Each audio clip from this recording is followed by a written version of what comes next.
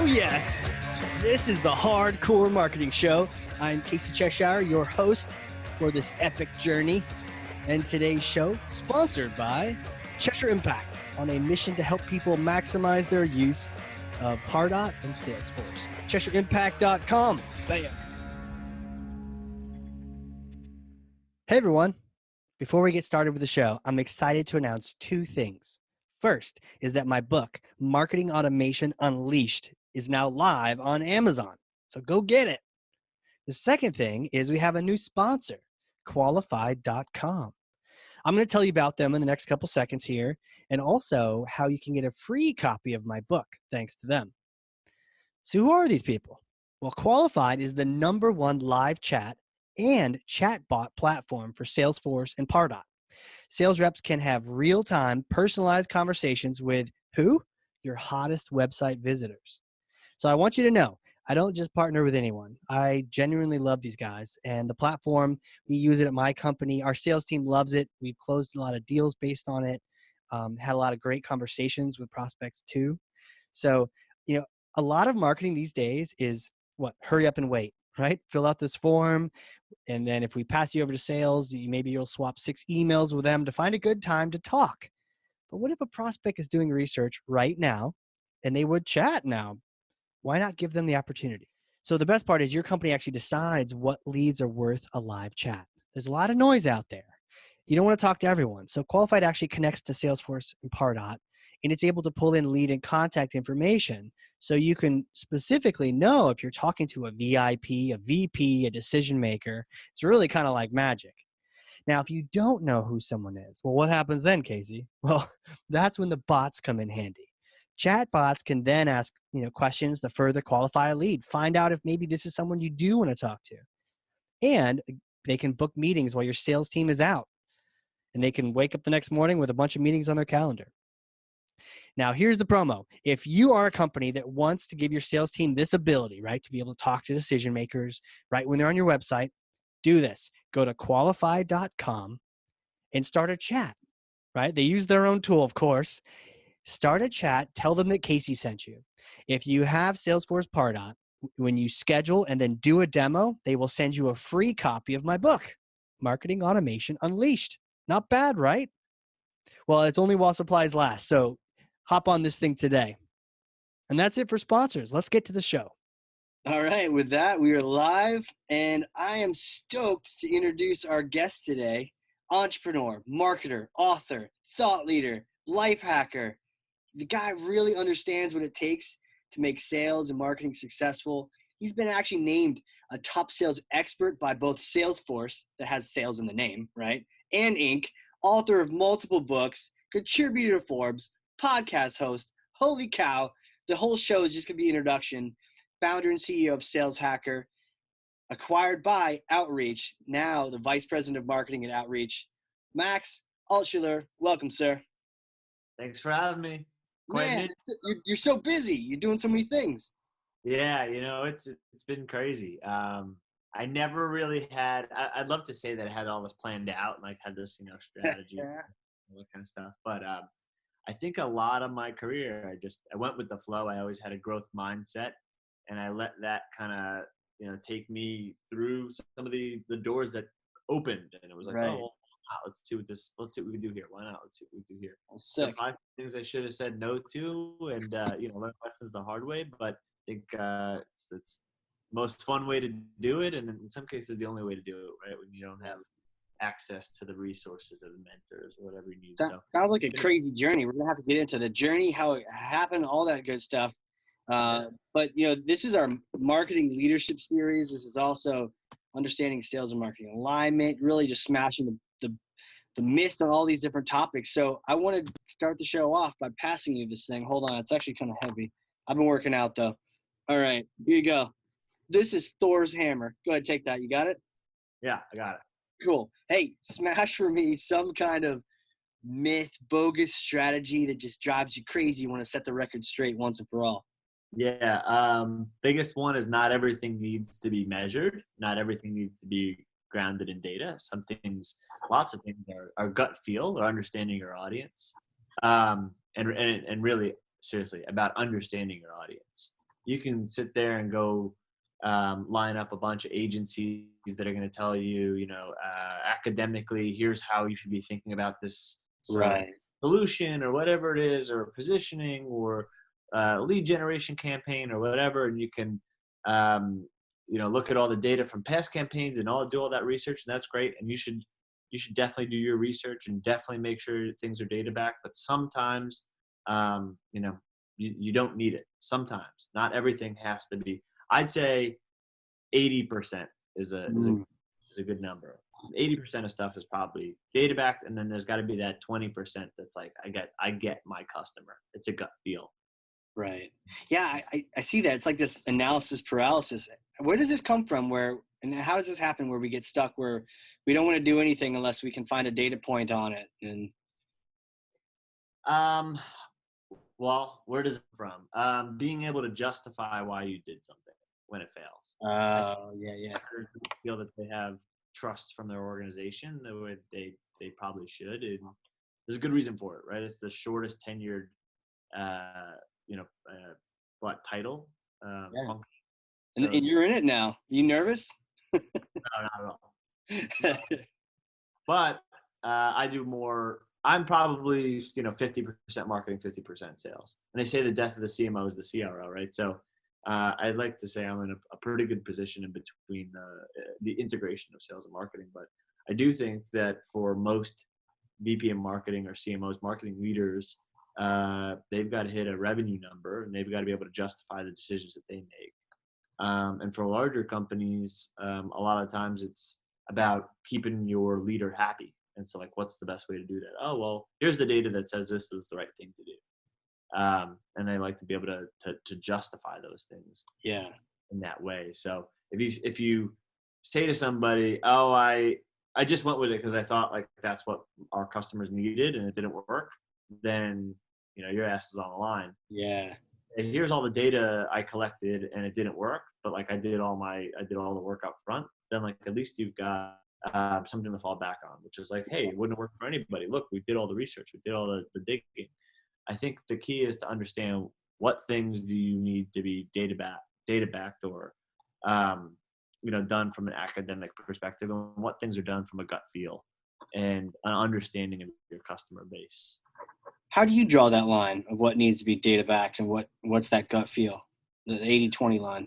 I think it's a lot of experience, like understanding what things from an experience standpoint are moving the needle. Like, where are we putting our resources right now? Should we run another campaign on X, Y, and Z, or this is just a topic that keeps coming up in a community I'm in. Should we run a campaign on that? This happens to be Yeah. a really interesting topic that people are talking about. One is going with the data, which is saying like, yeah, keep doubling down on that campaign. It's working. The other one is, well, this one might work better because I Yeah. know my customer and I'm in the communities where they are. I'm having the conversations that they're having. We're picking a name for something. How do you end up picking a name for something? Well, we could go through and see like which ones of these. A 4-letter word typically is more attractive than a 7-letter word. Jeez. We could do that all by data, or Right. you can poll your audience, your community, and say, hey, how does this sound? Or like, could I imagine my ideal customer saying this and taking it seriously and like plugging it seriously? Right. So I think there are a couple ways to do it, and it's a lot of it is finger on the pulse. It's through the experience that you gain over time to understand what are those things that you should go out on a limb for, and have that gut feel for, and then what are those things that are uh, that you need to do that's rooted in data.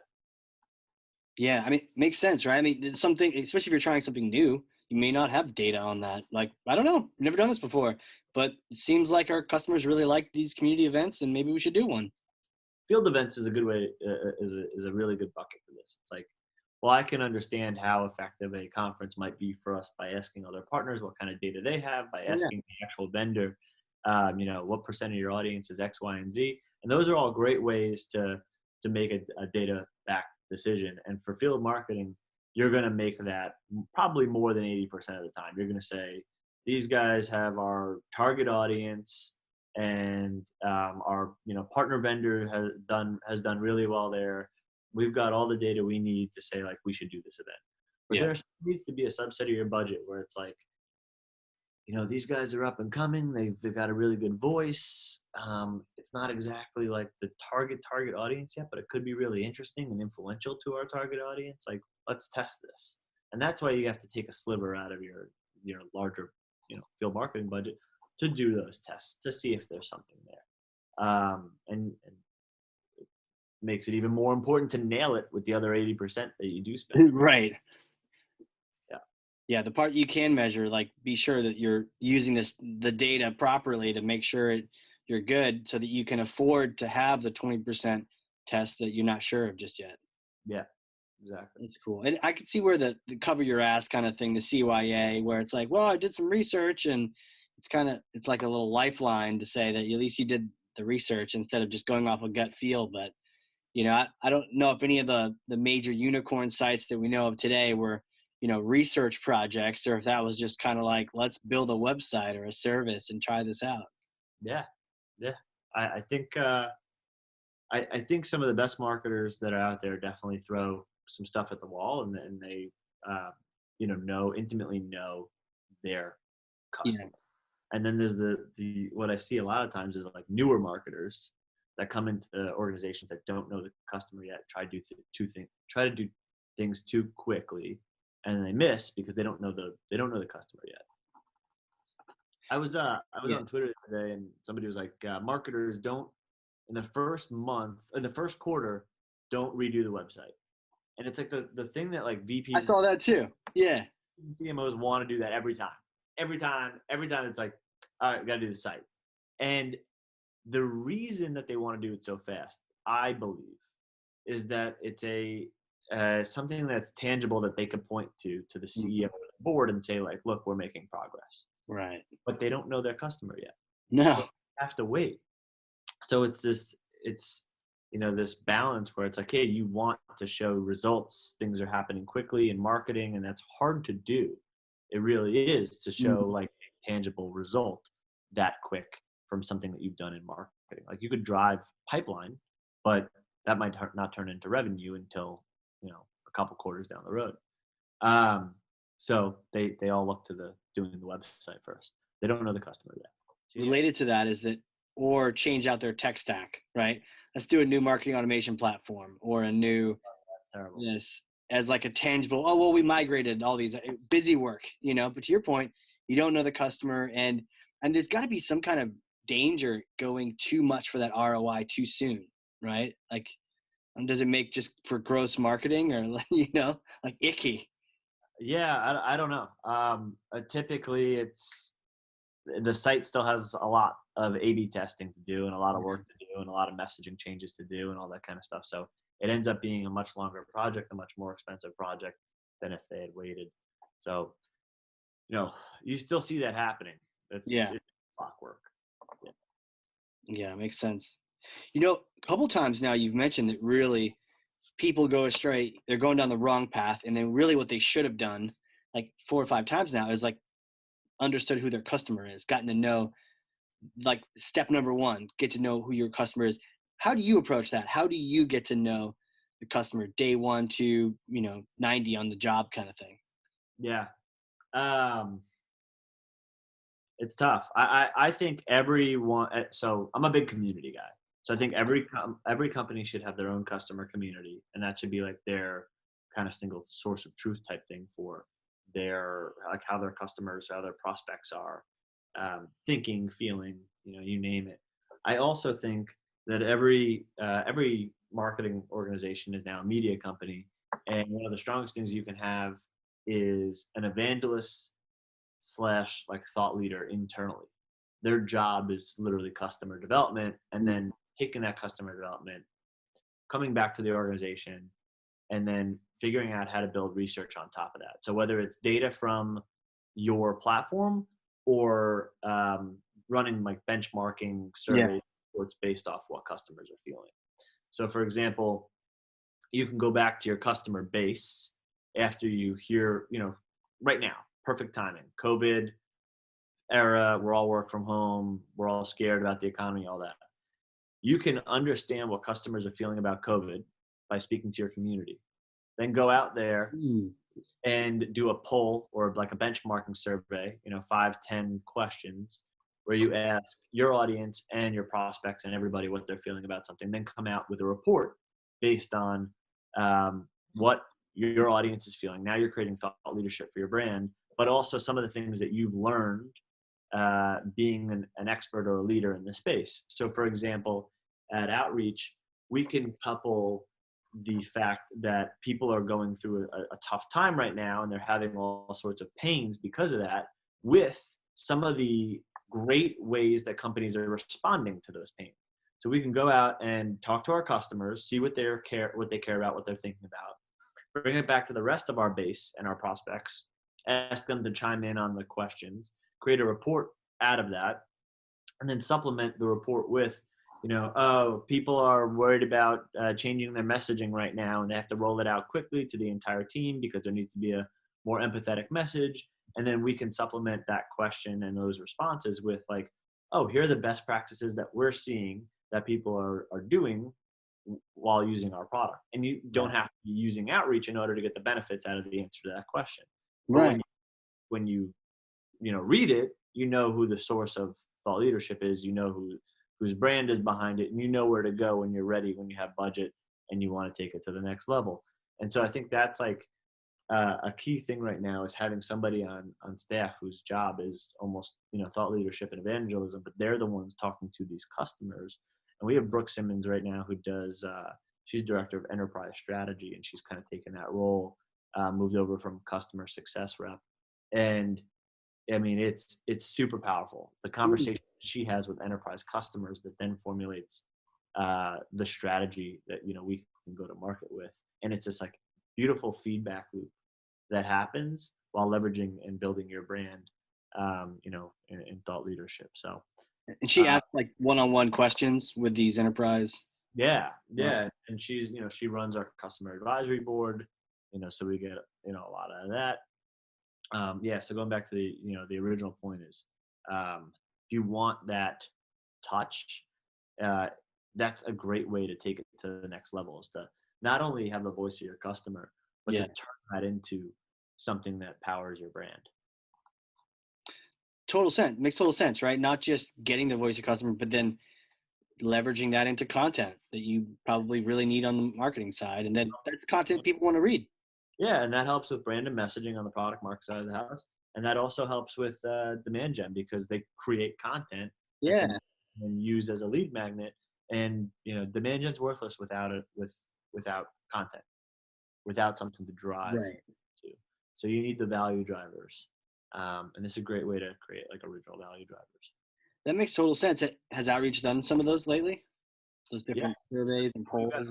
So Unleash, our big virtual event, is next week, May 4th to the 7th. It's next week, and you're able to talk to me now. It's pretty wild. Our close of the quarter is tomorrow. I don't know why we scheduled this right now, but I feel like we pushed it like a million times. So we're making it happen. Yeah.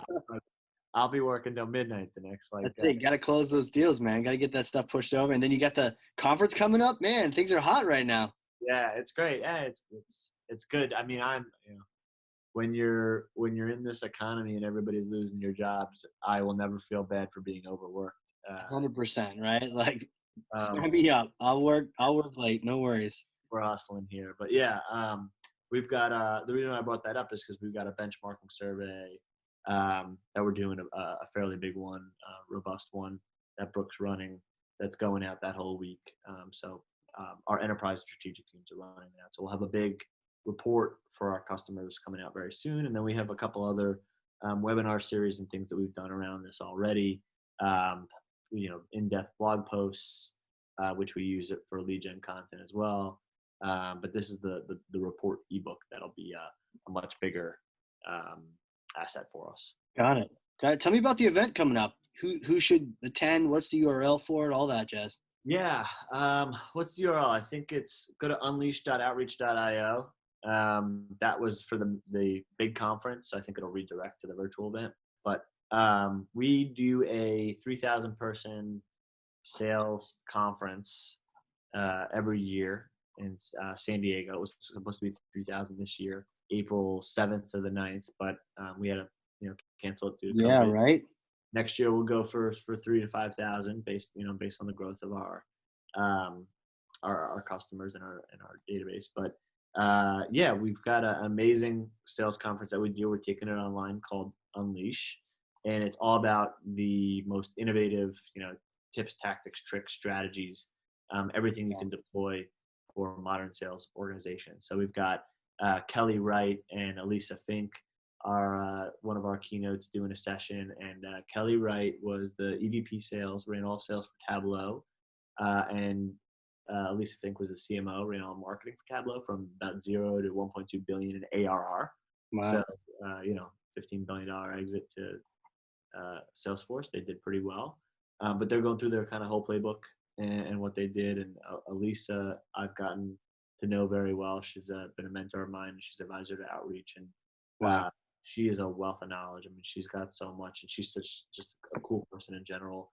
And Kelly is a newer connection. I haven't spent as much time with her, but the time I have spent with her, I know she's got equally on the sales side so much information in her head. So that should be an amazing one. We got Mike Clayville, who runs sales for Amazon Web Services, which is the fastest growing SaaS company of all time, 36 billion ARR. Yes. I think they are growing at 50% year over year, or something like that. I mean, it's amazing. It's incredible. So he's doing a session, fireside chat with our CEO, Manny Medina. Who else we got on there? We've got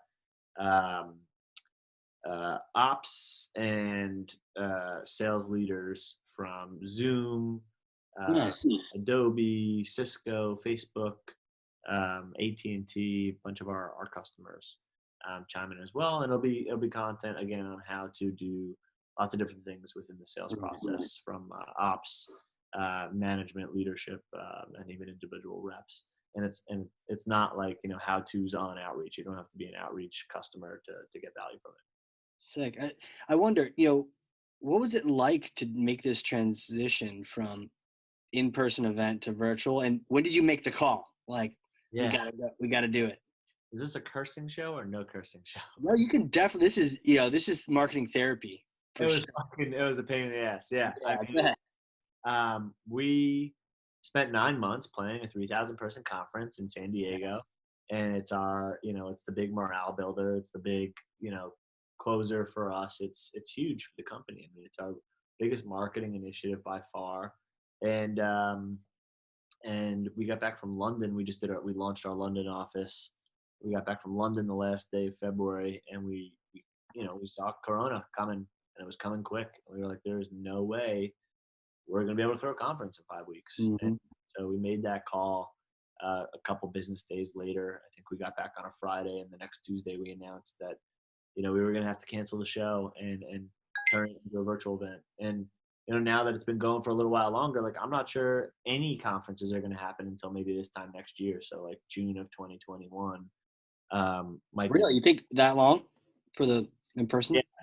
I don't see big conferences happening in the fall. Like, even when things come back online, they're going to phase. Yeah. You can't see 10,000 people or 2,000 people or even 1,000 people gathering together anytime this fall, into this winter. I was wondering about like Dreamforce, like November, but probably not then either, They haven't canceled yet, because we are hearing that a lot of big companies have put non-essential travel freezes in place through the end of the year. Yeah. So like, it's one of those things, like, if your biggest customers aren't going to come, then like, what's the point of doing the event type thing? Right. And we were kind of in that boat too with Outreach. We had already heard from folks that like, yeah, they were already freezing, through May. So, anyways, back to your question. What was it like? It was, it was definitely sad. The team was definitely deflated. We had a lot of really cool things planned, like badass parties and presenters. 9 months hard work down the drain. Yeah. Right? Everybody's, is very demoralizing, but we were able to kind of, I think, swing that in the other direction. We were able to get the momentum back and get people pretty pumped up, and everybody understood why, we had to do what we did, and was fully behind it. Yeah. And, so from that perspective, like the morale perspective, it was definitely tough. Unwinding multi-million-dollar event is another thing. So we had, our head of events focus on that while the rest of the team pivoted to figuring out how to plan a virtual event. So we needed software. It was a quick turnaround. We needed to make sure that like our speakers could still do it and our, content quality would be high. So Right. we got straight into that. We found, we ended up going with Hey Summit, which was a quick choice for us to move pretty fast on it. So we But didn't like it's like built for these kind of virtual. we didn't get into like a robust, evaluation. Yeah, you don't have time really. Yeah. Exactly. We had to pick something that was quick and easy and to get up and running. So we're excited to see how it works. We've never done before, but we hear good things, and so far so good. And then got into promotion. So we're up over 10,000 registrants Wow. so far. So we'll see how it goes. I know digital stuff is doing well right now. So webinars, podcasts are down because people aren't commuting. It's true. Yeah, but webinars are up, so we'll see how it does. The only like wild card that I've been thinking about in the whole thing is like how many people are going to attend the sessions, because we promoted it for 6 weeks and there've been so many layoffs. If like people signed up with work emails, are those True. the people not at those companies anymore, right? So we've got some interesting nuances there that people don't usually have when they do virtual events. But And does it cost? tough. Does the event cost? Yeah, we have software costs and stuff like that, but we've got sponsors. It's profitable. I'm saying like to attend it. Are your attendees? Free. Okay, so you got that sort of, free registration, but how many people actually show up, and then you want as many as possible. But with a free event, people aren't as like, well, I spent money on that thing. They're like, oh. Yeah, exactly. Yeah, I mean, we chose to do a free event, and that's something we might look at in the future if we do this again. We brought in sponsorships, so we're not giving like the full list to anybody, but people can sign up for sessions, and then we're completely GDPR compliant, so we're very good about that. I think what's interesting now is when will normal return, and when it does, or whatever version of normal returns, like do we continue doing a virtual event? Like if this goes really well, right, I don't want to do in-person Unleash, but do like for the next Unleash, do we do a hybrid? Like what are we going to learn from this that is gonna like live on? So we were never worried about doing like a live stream of Unleash content, because like people come for the content, but they also come for the networking. They come for the all that kind of stuff. Like it's an SKO for the industry. So. Open bar, come on. Exactly. So like I'm not worried about cannibalizing our audience. Like we should still open up at least the key pieces of content for everybody else. So like our product keynote, our outreach, our outreach keynote, and maybe a couple of the sessions, the outreach on outreach sessions. Maybe we should open up, but all the other ones, like you have to come to the show for. I don't know. Whatever is going to happen has definitely been, COVID has definitely moved the like timeline of best practices or where the world was going. Like we're clearly trending in this direction over the next 5 or 10 years, and it has like sped up. Like these things are going to be virtual now, or like have a virtual element to it. You're going to use Zoom and like everything that you do, and that's just what it is, right? So I actually have been saying for a long time, like cities aren't sustainable, and people are going to be moving out of cities in the near future, especially as remote work becomes like a real thing. Oh, for sure. Yeah. That's sped up. I thought that was like 10, 20 years away, but like they're not sustainable. Like New York City and San Francisco and these like big cities where people live on top of each other in shoe boxes for what? Just because they have a better job in an office space. Like you can do that anywhere. Right. Better air quality, have better, more sustainably raised, animals that they eat, farming, stuff they consume. Cities just have become unsustainable. So this has set up a lot of for sure it has. From a marketing standpoint too. Question for you: Have you learned anything already, even in the planning process of going virtual with this event? I'm sure a lot of people are like going to be all stumbling over themselves to try to go down this path, and everyone's kind of flexible because it is what it is. You don't have other options. But any sort of takeaways that you think were worth sharing? Yeah. So, and we can put their Thor hammer out and myth Yep. bust Yep. shit. Here it is. A lot of people think you need a lot of speakers to make it like a better event, and you don't. You just need like a couple really good sessions. You don't need 100 sessions. Mm. And the reason why people think that is because they want to get as many registrations as possible. So they think that every speaker is going to promote, and that doesn't happen. Like I actually would rather have, at least as a vendor doing this, I'd rather have like 10 or 15 amazing speakers, amazing sessions, and then we as a like outreach as a vendor, we spend our budget and do our thing promoting these. Mm. Then go get like 100 speakers, like count on them for promotion, uh, and then you end up falling short because like I don't know. Reality is that, like they've got a bunch of stuff going on. Like why? Like they're not going to promote a lot of things. Mm. Podcasts and webinars and things like this I do, like if I aggressively promoted each one of them, that's all my audience would see. They'd stop following me. They'd be like, all right, this is information overload, or like it's always a promotion with you, and like True. when you with the free value, that kind of stuff. So True. I think a lot of folks that have big networks think like that. Like if you go pay Yeah. Gary Vaynerchuk to speak at your conference, it doesn't come with promotion from Gary Vaynerchuk. Like Right. it's him to speak at your conference, and like maybe you can negotiate like 1 or 2 tweets or like a LinkedIn post or something like that, maybe. But it's not like he's going to be using his platform to promote you for an entire month or something. I could see how people might think that, and they're like, "Well, let's just get him because he'll put one tweet out and everyone will sign up." But he's If not doing that. yeah, but like think about it, he's probably got 20 speaking engagements in the next Yeah. quarter in usual times. He's not going to do that kind of effort for each one. So anyway, back to the original point. Yeah, you only need like 10 or 15 really good speakers, Mm. way less work, and then focus the rest on really good, a really good promo plan from your brand, from your reps that are sending it out to customers as like a big value add.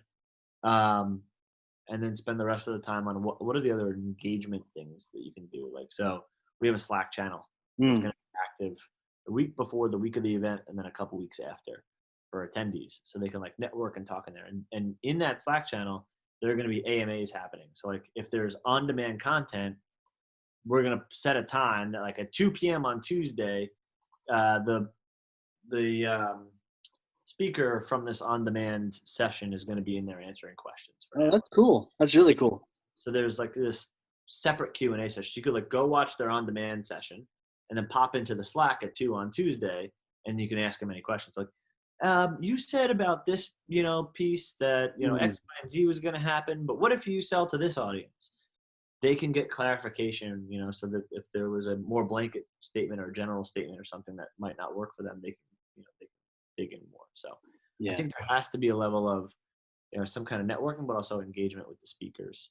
And then, allows us to, as outreach, to engage with the attendees who sign up for the Slack channel. So we'll see how many we get in there. We'll see how many videos people actually watch. Like we want attendance to be as high as possible. We got 10,000 registrants. We don't expect 10,000 people to watch videos, so, we're probably going to see 20 to 25% watch live. So meaning like when we play the keynote at like 11 a.m. to noon, we expect 20 to 25% to actually be on there at 11 to whatever. Okay. And we'll have maybe 50 to 60% watch a session at some point in time. So like on-demand content. Watch the recording kind of thing, that timeless content. Yeah. I think we'd be happy with those numbers. To your point, like how crazy would that be if you get similar results, even if they're just less, but they're close? You're like, wow, we didn't spend that huge budget we had on that event and kind of did the same thing. It'd be interesting to see what happens. Yeah, there's a lot of reasons why you still do the in-person one. Yeah.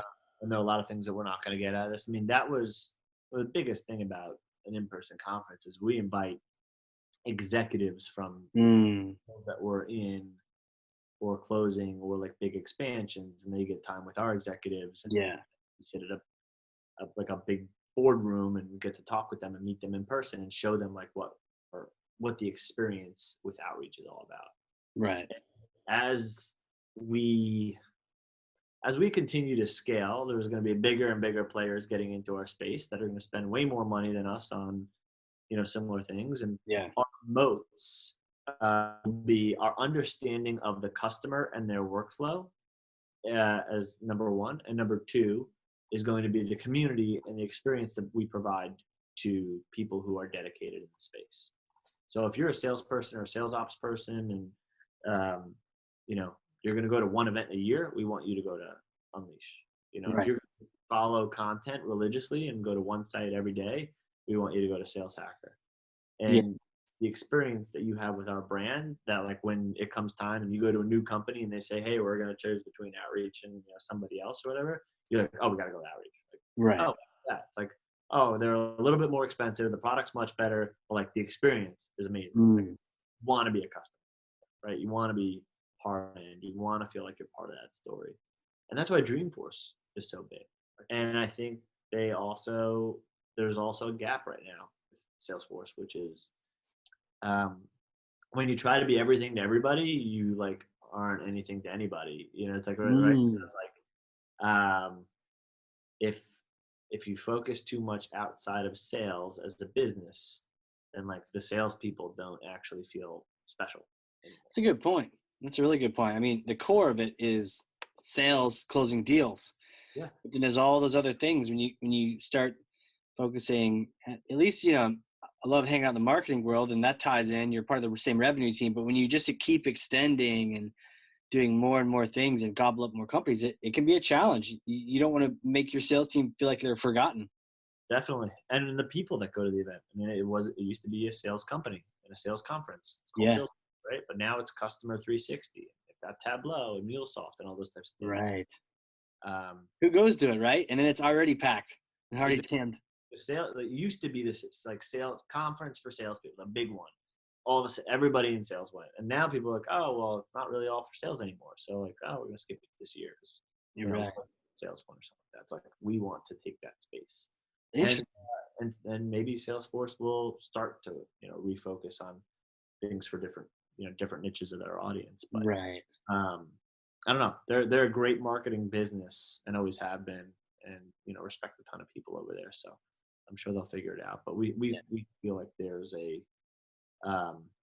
there's an audience that lives in outreach and loves outreach, and we want to be there for them in person. So Right. no matter how well the virtual event does, I think when we get back to whatever the new normal is, we'd love to still keep doing the in-person events. Yeah, I think there's the kind of person that just always. I know I'm one of them where it's cool doing Zoom meetings, but something just I can recognize that there's something missing. There's something else, Yeah.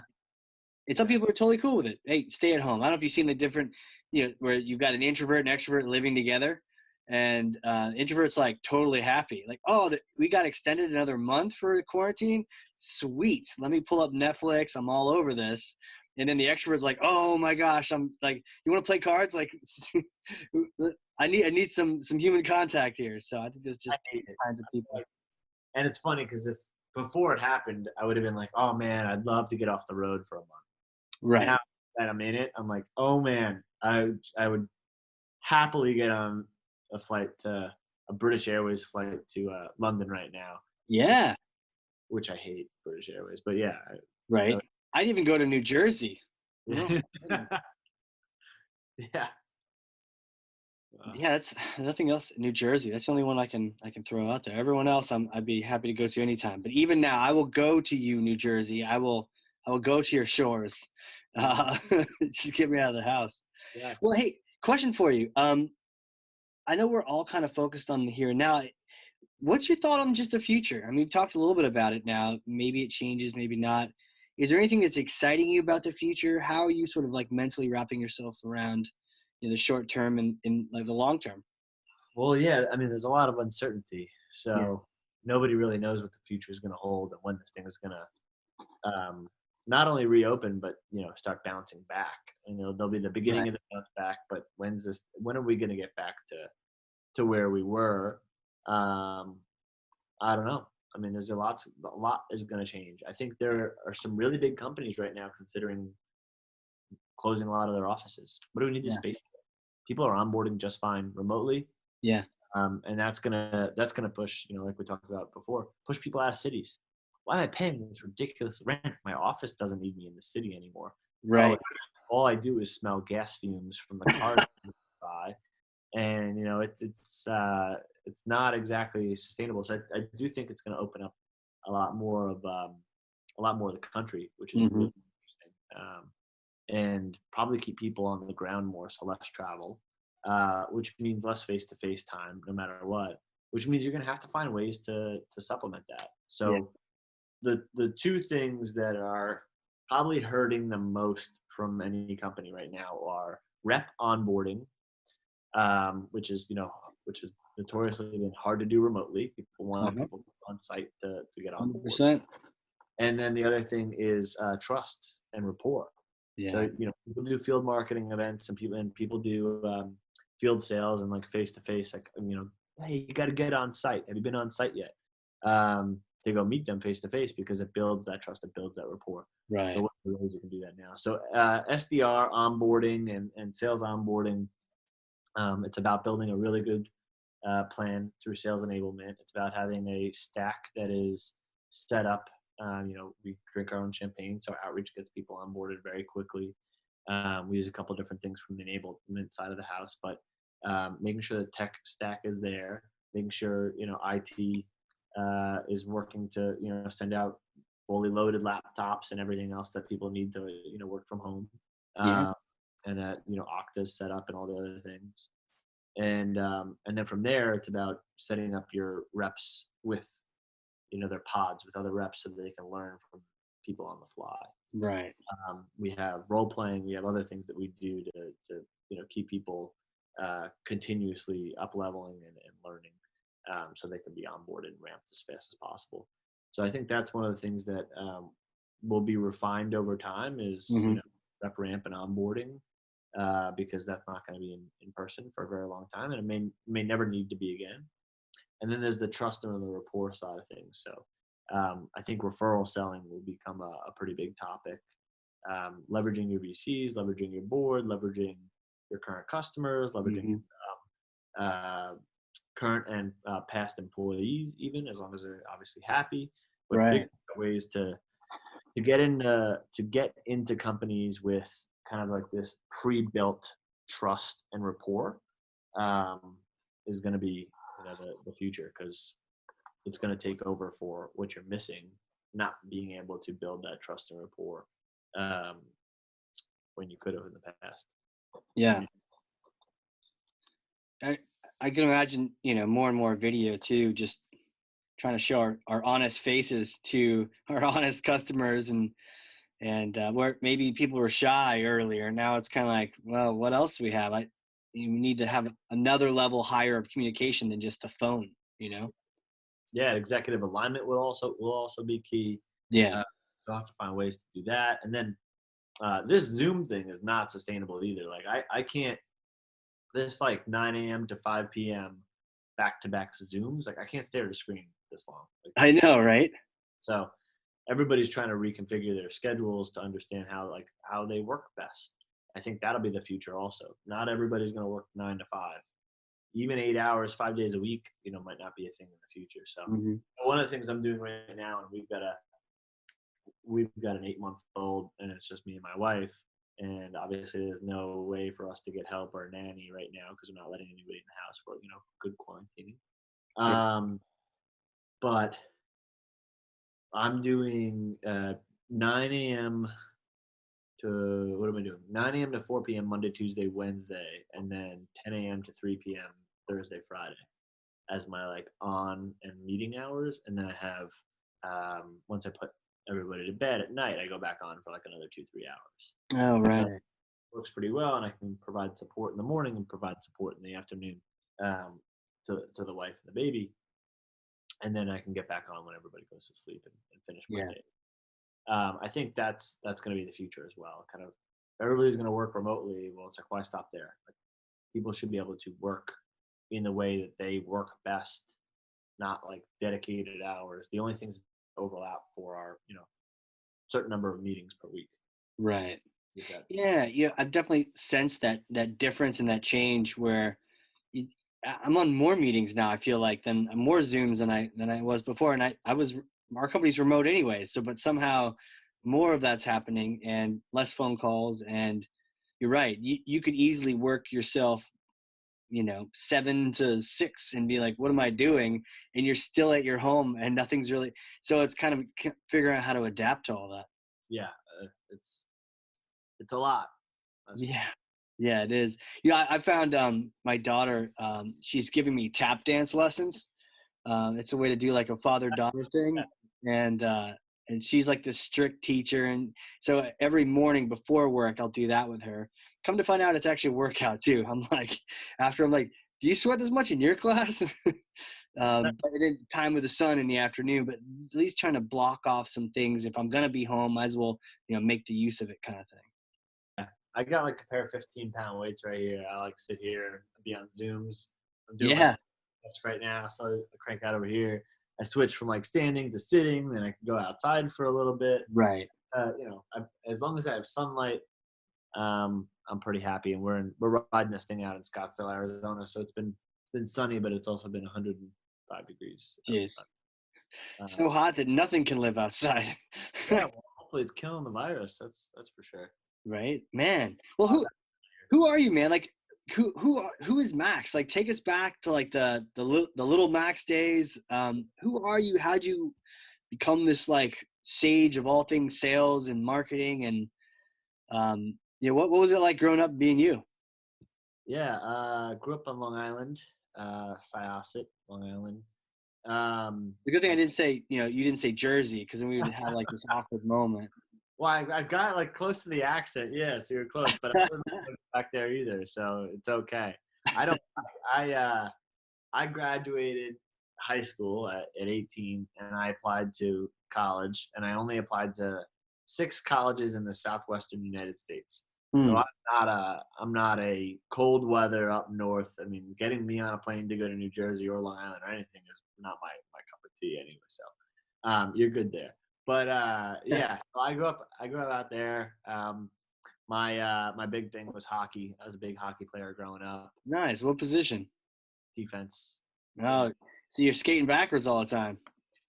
Skating backwards and shooting the puck really hard from far distances. Right. I was a little bit more rogue. I would take the puck up quite a bit and have somebody drop back and cover Right. me. I liked it, and I was pretty good growing up, so that was my thing. My dad was a financial advisor, worked for himself, so it's just him, small shop, and I think that's where I learned a lot of like relationship management stuff. Yeah. I be in sales because financial advisor is just a money therapist. Right. And I don't know if he'd ever say that, but like that's what I saw it as. His job was to comfort people in a key area of their business, which was money, and then obviously put that to use. And there's a whole other side of that, which is being good at the actual job. But a lot Right. of that job is like, don't touch your money. You're fine. You're gonna be Right. okay. Your family's gonna, you're not gonna have to work when you're 80 years old. Just don't touch it. Right. And Especially right now. yeah, well, they say investments are like a bar of soap. The more you touch it, the more it disappears. Oh, shit. It's just like, Noted. things go up. Like that's it. Like in a whole history of time, like things have gone up. If you put things in safe stuff, it'll be good. But he was good at his job, and he took some things that worked out for him. But he taught me a lot about relationships and Yeah. keep people. And as a financial advisor, people that you have, keeping the people you have happy and building relationships with them and being, somebody that becomes a confident friend and whatnot.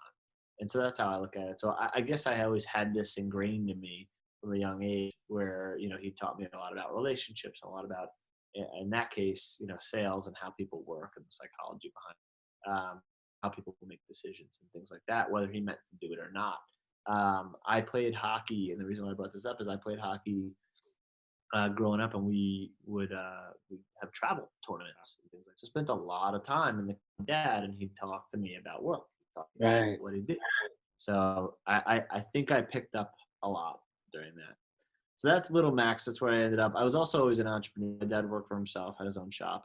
But Yeah. my first sales story was he got a call from the principal when I was in elementary school, and I was selling my Halloween candy on the school bus. The principal's like, Hell yeah, you were. we like his enterprising spirit, but he's not allowed to do that.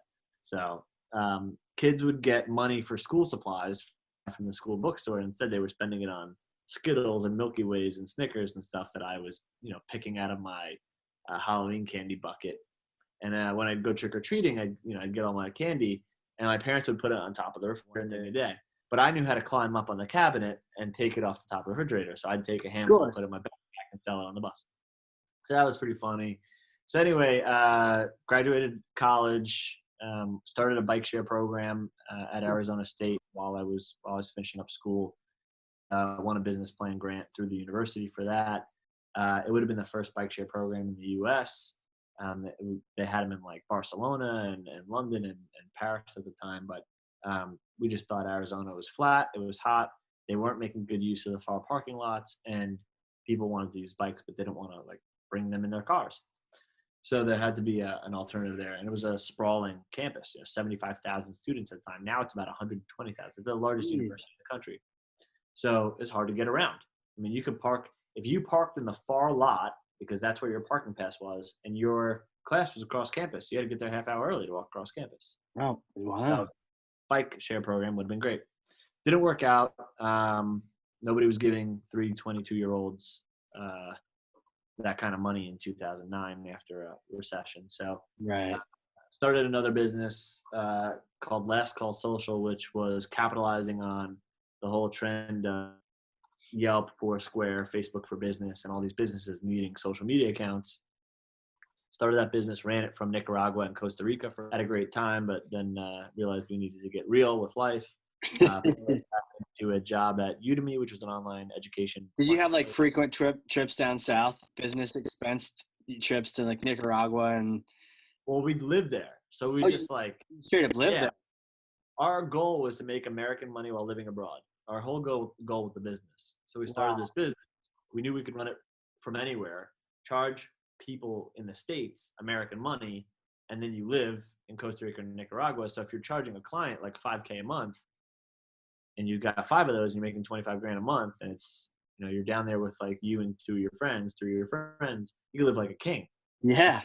It's not, it wasn't that hard for us to do, except there's like there's a ceiling to that business where it gets to be like, okay, first of all, this isn't going to be like a huge thing. Like, let's go get serious about something.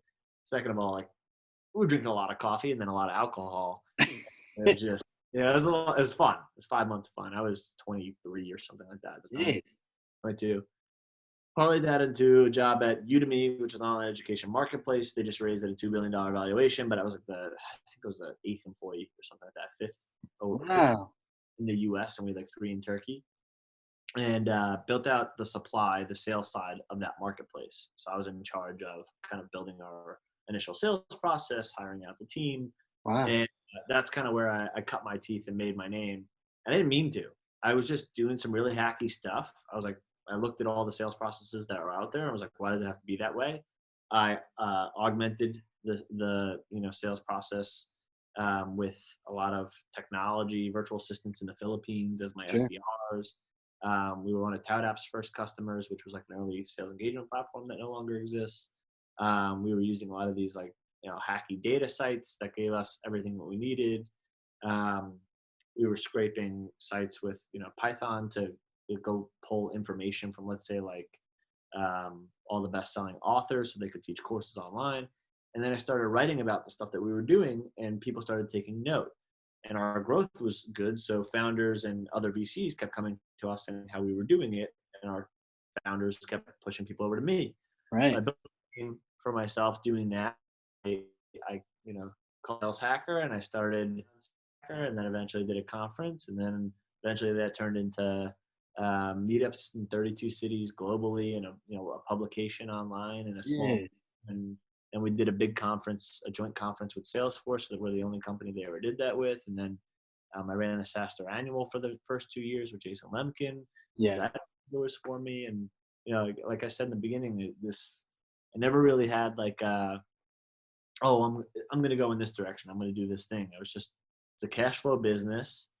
I had a great lifestyle, and doors would open, and I'd be like, let's try this out. Let's see if this is interesting.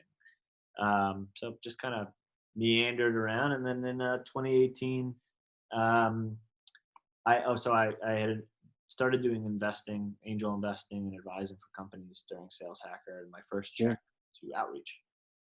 No kidding. Yeah. So in their seed round, I met Manny in Union Square in San Francisco. We had an orange juice and a croissant because I don't drink coffee. I've been caffeine free for 8 years. Is that ever since South America? Or? No. That's that happened in 2012. So cutting down on vices is a good thing. So no more coffee ever? No, I don't drink caffeine at all. What about alcohol? Alcohol is my last vice. Okay, so we still got that one. So if you had to give up one, gave up coffee. Yeah, exactly. Well, it's actually medically what happened. I went to Vegas for a weekend, and I drink a lot of coffee during the weeks back then. And then I went to Vegas for a weekend. I was doing like Red Bull and vodka and stuff like that. Yeah. And then I got back on Sunday, and then Monday I couldn't find my balance. I had like a fever. It was like it kind of looked like shit. So I go to the hospital, and they said your liver enzymes are off the chart. You have to stop coffee and alcohol immediately and indefinitely. Wow. So I did that, and then they're like, come back in 3 weeks and get your stuff checked again. So I came back in 3 weeks, got everything checked again. They're like, okay, your liver is like restabilized. All's good. Good. Like, cut down on both or continue, to be stopped. 3 weeks is the withdrawal mark of when you have like withdrawal symptoms for any drug. So I had like real withdrawal symptoms from. Really? Yeah, I could tell it was from the caffeine. But once what was it like? Were you just like the sweating and the migraines, super like lethargic? Yeah. Feverish, all that kind of stuff. But then after the 3 weeks, I got back on alcohol, never got back on caffeine, and I feel great. I do a green juice every day. Oh, nice. Take a green juice. I do a spa water now. I love working from home. I do a little spa water. I got enough water in me. Nice. I mean, hydration is so key anyways, right? That like it is. And caffeine's a drug. I mean, like people don't say, but like caffeine's a drug. So anyway, caffeine free. But where was I? So met Manny in Union Square and became an early investor. Fast forward to 2018. So that was 2015. Fast forward to 2018. They just raised a $65 million Series D. And I went to Unleash that year and, said to Manny, hey, congrats on the round. What keeps you up at night? And he said, marketing. And I said, well, I've got a media company. We know what we're doing. You got best in class software in the same space. Let's make this thing happen. So we did. We got a deal done 3 months later. I was the VP of marketing, running the marketing team. And that was not intentional for me to run the marketing team. I was supposed to come in and do community ecosystem, a lot of our fixing some of the stuff that we had been doing, a lot of thought leadership, evangelism. Yeah. But ended up installing me as the VP of marketing until we hired a CMO, which we hired a year later. So a lot of interesting and unique experience running marketing for, a 30-person team and a, 8-figure plus marketing budget. And, we doubled that year. So jeez. Yeah. Well, if you, hypothetical for you, if you could hop in a time machine and go back to like the beginning of your career, like you just graduated school, and you could advise yourself on some things, you could tell yourself to not do something or start doing something. Like what kind of things would you tell yourself? Yeah, so I randomly wrote a book called Career Hacking for Millennials. Nice. And one of my key mantras in that is your 20s are for learning and your 30s are for earning. And I think too many times people come out of college and they get anxious. They're like not making as much money as their friends or whatnot. And especially if you're going down the entrepreneurship route, like you're going to sacrifice earning early in your career. Like I have friends that got out of college and they had accounting degrees or, whatever it was. And they got into the 6-figure range like pretty quickly. Wow. But their peak in that job their entire career is going to be in the six-figure range.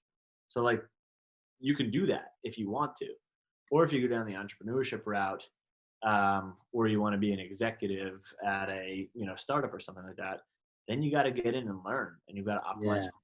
And you're not going to get to the six-figure mark for quite a while because you're at early stage companies that don't have a lot of money, or Right. you want to start one on your own, and be okay with that because Mhm. your peak is uncapped, it's unlimited. There's it's Right. no feeling as to where you can go. So it depends what you want out of your life. If you want safety and stability, and you want to make $500,000 a year in your 40s and 50s, and then retire at 60, and you know you've got a condo in Florida and a condo in Long Island or something like that, and you do snowboard, great. Like go do that, work till 60, and you'll have that safety, and you'll have that that track. Right. But Yeah. if you like want to start your own company or be an executive at a startup and take the company public or something like that, have a different experience, different quality of life, but have a lot more risk. You really got to optimize for learning. So the Mm.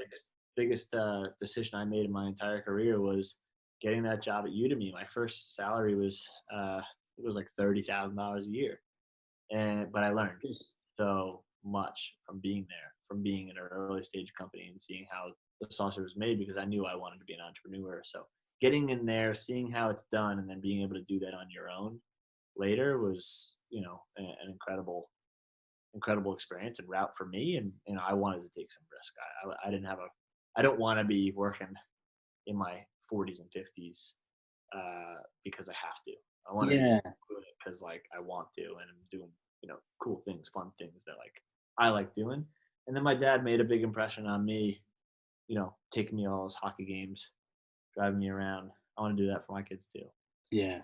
Be there for them and and choose to do that, and then do work that entertains you and it's fun and it doesn't feel like work even. You're playing around, having a good time. My kid's 8 months old. I said when she turns 6, I'm off the road. So I've got 5 more years of the current version of Max. After Yeah. that, like I'm not flying to conferences and doing all that kind of stuff the same way that I'm doing right now. Right. Yeah, different ball. I got a just turned 7 now. I got a 8 and 7, and yeah, I will say though, you may find it a nice rest to get back on the road Yeah, from the 6-year-old. yeah. But you're right, definitely being at home. Whatever, to your point, whatever's important to you, whatever you want from I'm your on the life. road 3, maybe 4 weeks out of every month. If I could, See, right. So that's different. I, Yeah, I would. That's what I want. Like got I'm it. on the road either 0 or 1. Like maybe every other month I'm gone for a week. Okay. Yeah, yeah. That's what I want. I don't know. That It makes. ebbs and flows. I could totally see myself doing doing that for a little bit and then realizing that I need more, and I don't know. But Well, I mean, how are you enjoying this now, right? Being stuck at home, I don't like this. I right? don't like but this is extreme. Like It this, is. It is. you're stuck with two, one mini person and one large, human person, normal sized person, and nothing else. Right. Stuck indoors. So it's a little bit different. Yeah, a little surreal. Yeah. Definitely a wild experiment. Yeah. Well, hey man, where can people connect with you? Where do you want people to reach out and Yeah. Uh, Check out Outreach if you're looking to better your sales team and better efficiency. Um, Outreach.io is the place to go, and then Sales Hacker is our B2B publication. We got about 166,000 B2B salespeople subscribed to Sales Hacker. We do webinars, podcasts, things like that, and then LinkedIn is the place to contact me. That's the got place. it. Yeah. Don't be a weirdo. Don't look like one of the spammers. Say like, "Hey, heard you on the podcast," or Yeah. something a human would say. Yeah. Don't try and sell me LinkedIn lead gen services. Right. When those people try to connect with me and they're like, I do LinkedIn lead services. I'm like, yes, I'm about to become the lead. Like, Yeah, exactly. Not working. So like, yeah, like, right, you're not doing a good job of the thing you're telling me you're going to do for me. right. Terrible job. I'm not gonna connect with you. Exactly. Well, this has been awesome, man. Thanks for coming on here and just like sharing your story, your wisdom, some of the learnings, all that jazz. Awesome. Yeah. Well, thanks for having me. And for those listening, if you learned something, and I know you did, because I literally have 2 pages of notes over here, front and back, share this with someone. Be a thought leader. Get this information in people's hands. And if you know anyone in the sales world, or if you're in sales, like check out Unleashed. It's coming up. It's next week, right? Yeah. So by the time this thing comes out, it's probably like in a couple days. So like go check it out and sign up, everybody. Max, thanks again, man. I know you're super busy and I appreciate your time today. Anytime. Thanks for having me. Awesome. For everyone out there listening, this has been the Hardcore Marketing Show. We'll catch y'all next time. All right. A big thank you to today's sponsors. Cheshire Impact, helping marketers and sales win, maximizing the use of Pardot and Salesforce. And a big thank you to Qualified.com, the #1 live chat and chatbot platform for Salesforce and Pardot. Remember the giveaway. If you have Salesforce Pardot and you want a free copy of my book, Marketing Automation Unleashed, then you go over to Qualified.com, engage in a chat, do a demo, and tell them that Casey sent you, and that book will be on its way to your door. All right. We'll see you all in the next one.